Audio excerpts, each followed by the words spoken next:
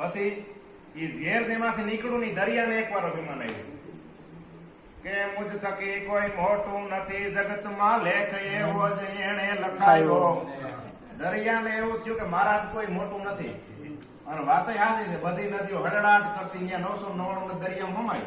ભગવાન કે તારી વાત સાચી જાય લખી દઉં. મુજ થકી કોઈ મોટું નથી લેખ એવો જ એણે લખાયો.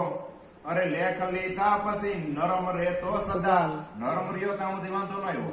લેખ લીધા પછી નરમ રહેતો સદા. લેખને ફાળવા કોઈ ના આવ્યો. ત્યાં સુધી વાંધો ન આવ્યો. પણ દરિયાને એકવાર અભિમાન આવ્યું કે સર્વને હું ગળું, સર્વને હું ગળું.